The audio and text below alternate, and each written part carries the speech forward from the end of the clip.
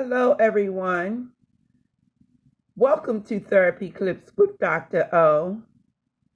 Today, our topic will be the Serenity Prayer and the 12 steps of Alcoholics Anonymous. But these same 12 steps are used in every type of 12-step program. So we will begin by focusing on the Serenity Prayer. God grant the serenity to accept the things I cannot change, the courage to change the things I can, and the wisdom to know the difference.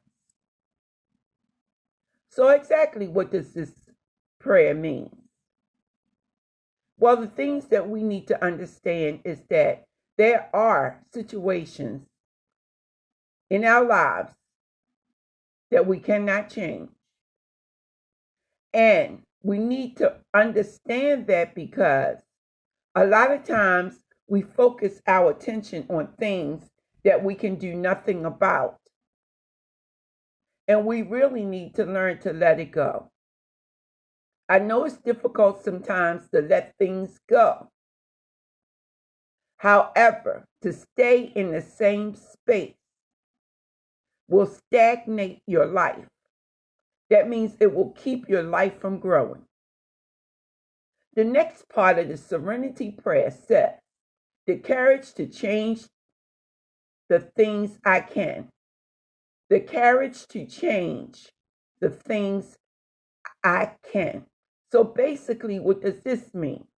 It means that we have to face those things in our lives and recognize that there are things that we need to work on and then begin to do the work. It's not an easy thing to do sometimes, but we must face it with courage and leave our fear to the side. The wisdom to know the difference. We need to recognize those things that we can change and those things that we cannot change and make every effort to change the things that we can. Now I will focus my attention on the 12 steps. Once again, these 12 steps are not just particular to Alcoholics Anonymous, but these are the same 12 steps that's used by every type of 12-step program. Narcotics Anonymous, Cocaine Anonymous, Al-Anon, Alateen, and similar 12-step programs. Step 1, we admitted that we were powerless over alcohol or any other type of drug, that our lives had become unmanageable. When a person is in active recovery, they don't do the things that they need to do for themselves or for their family, or not even for the community. So the first step says that admit that chaos had become a part of your life. Step 2, came to believe that a power greater than ourselves could restore us to sanity. This means that we must admit that the God of our own understanding is going to help us to get our lives back together. Now you hear me say we, our, because I am a family member of someone who was addicted to a substance. So I have to also understand these same steps. Family members need to understand these steps because they have been affected by the use of substance of a family member. Number 3, made a decision to turn our will and our lives over to the care of God as we understood Him. Step 3 means that we can't do it by ourselves. We need the support of the God of our understanding so that we can make it day by day and not return to a life that is chaotic. Step 4, make a searching and fearless moral inventory of ourselves. This means that we have to understand where we are weak, where we need to improve in our morals, our principles, our values, and our character. Step 5, admit it to God, to ourselves, and to another human being the exact nature of our wrong.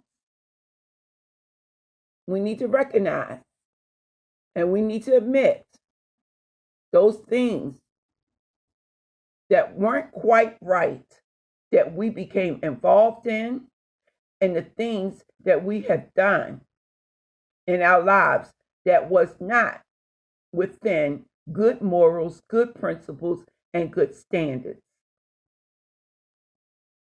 6, we're entirely ready to have God of our understanding remove all these defects of character. Once again, we need the support of God. We need to be willing to do the work in order to change our characters. Step 7, humbly ask Him to restore our shortcomings. I'm sorry, I read that word wrong. Humbly ask Him to remove our shortcomings. And so what does this mean? This means that, once again, we can't do it by ourselves. We need God to help us to improve on those areas of life that we are weak and that we have flaws. Step 8, make a list of all persons we have harmed and became willing to make amends to all of them. We have to look and we have to search ourselves in situations that we allowed ourselves to be in, words that we said, things that we've done to hurt another person, and we need to go back and apologize. That's whether the person accepted or not. Because 1, it helps us to relieve our shame and our guilt about certain situations. And 2, it helps to apologize to that person so that person can feel better about the harm that was brought to them. Step 9, make direct amends to such people wherever possible, except when to do so would injure them or others. So this means that there are times that we will make amends to people, and that means apologize. And when we do, if they don't want or not ready to accept your apology, you have to pray and fall back. Pray and fall back until they are ready. We don't want to cause any more harm to these individuals. If they're not ready, let it alone. 10, continue to take personal inventory.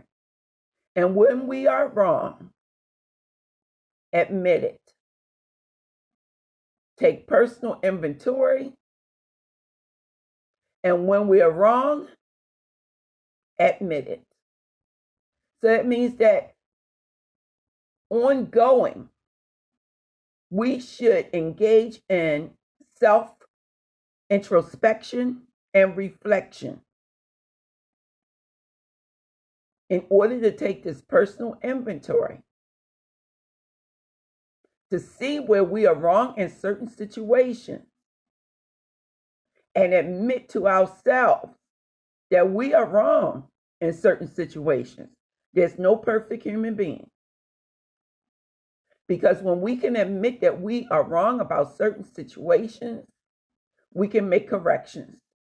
Until we can admit that we're wrong about certain situations, we will never change. Step 11, sort through prayer and meditation to improve our conscious contact with God as we understood Him, praying for knowledge of His will for us and the power to carry it out. So prayer and meditation is going to help to improve our conscience. We're going to pray to God so that we can understand the things that we need to improve in our lives. We're going to ask Him for His will to carry out any situation that we find out about ourselves, that we make improvement in these areas, not only for ourselves, but for the people in our lives that we have contact with. 12, this is the final step. Having had a spiritual awakening as a result of the steps, we try to carry this message to other people with substance use disorders and to practice these principles in all our affairs.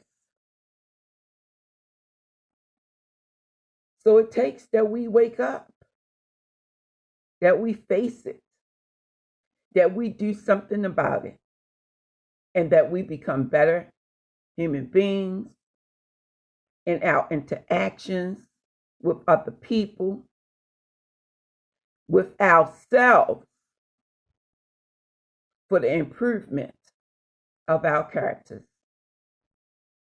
So this is Dr. O, once again, from Human Service Consultants. I'd like to thank you for your time. I'd like to ask you to have a beautiful day, to stay blessed, and to love always. Until we talk again, goodbye.